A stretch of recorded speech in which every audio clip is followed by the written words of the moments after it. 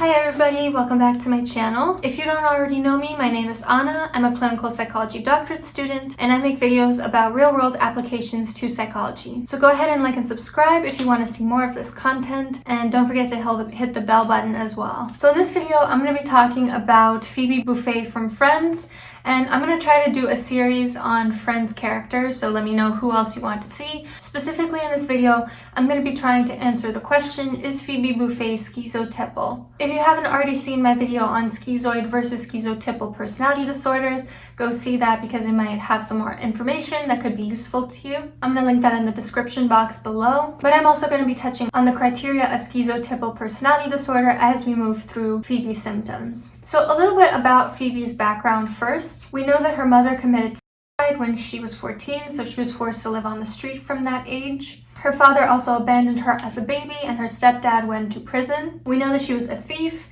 She even said that she shot a cop during this time when she was living on the street. A pimp spat in her mouth, giving her hepatitis. So she probably had to go through some super traumatic events during this time. And likely the person that she was on the street during her adolescence contributed a lot to who she is today. So if we look at this from Maslow's hierarchy of needs, basically, if you don't have your most basic needs met, like food, water, shelter, then you cannot go up to the top of the pyramid where you have more opportunity for self-actualization and your values and the things that you really care about. So essentially, Phoebe not having her basic needs probably led her to not feeling fulfilled in her life overall. Phoebe definitely displays regression as a defense mechanism in which she retreats to a more childish developmental stage in order to cope with the harsh realities of life.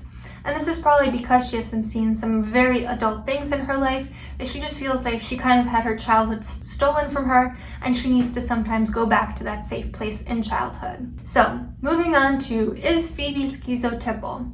So schizotypal personality disorder is a pervasive pattern of social and interpersonal deficits marked by acute discomfort with and reduced capacity for close relationships, as well as by cognitive or perceptual distortions and eccentricities of behavior. So you need 5 of the following symptoms.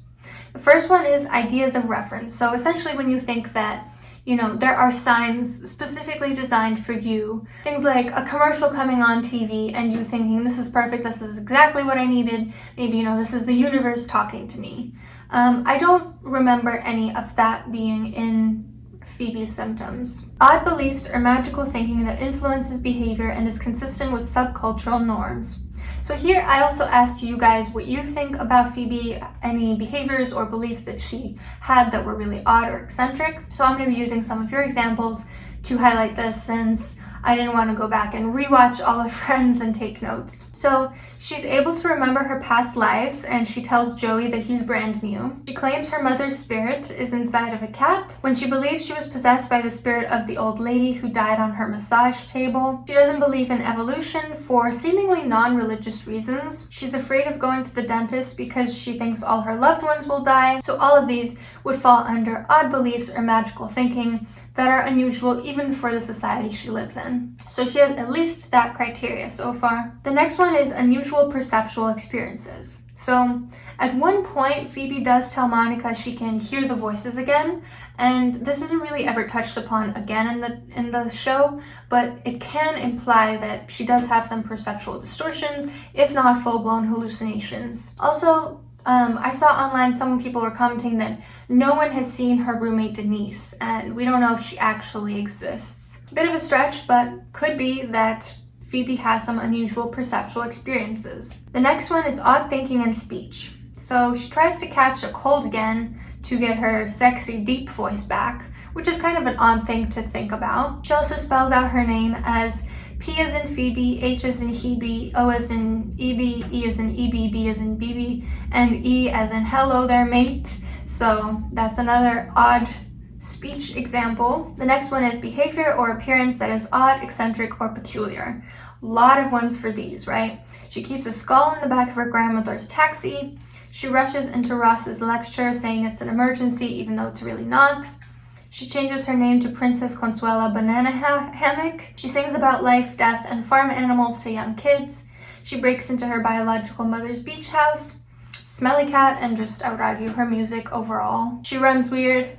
She takes care of a dead rat's babies and even takes them to a party. So all of these things are behaviors or appearances that are weird. Suspiciousness or paranoid ideation is another symptom. So at one point, Phoebe believes that the spa she works at is rigged with microphones, but that's kind of a stretch, and that's the only real example of paranoia that I could find. Inappropriate or constricted affect.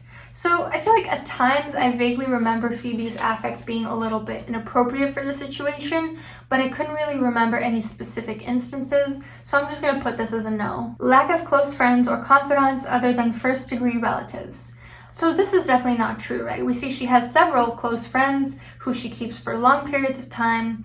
She has romantic partners over the years. She's not really close to her twin sister, but overall, I would say Phoebe definitely has close friends or confidants. And excessive social anxiety that does not diminish with familiarity and is associated with paranoid fears rather than negative judgments about the self. So no, I wouldn't say that she has any social anxiety, so I think no for that one. So Phoebe meets the criteria for sure for at least 3 of these, and she also says certain things that make me believe at least 2 of these other criteria are also true. So whether or not she would be diagnosed, assuming she does have 5 of these criteria, depends also on whether she has clinically elevated distress or significant impairment in functioning. So is she distressed? No, she's chilling. She has friends, she has a job, she's not really upset about much. Is her functioning impaired?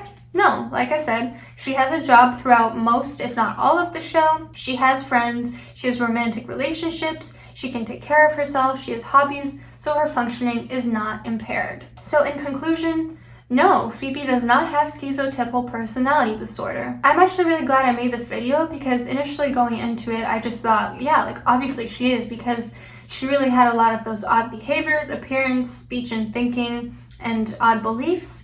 But in reality, she doesn't meet the criteria, so that's just kind of showing me that even when you suspect someone has a disorder, you really have to go back and look at the criteria and look at the evidence before jumping to any conclusions. So like I said, let me know what other Friends characters or relationships you want me to cover in the Friends series, and don't forget to hit like and subscribe.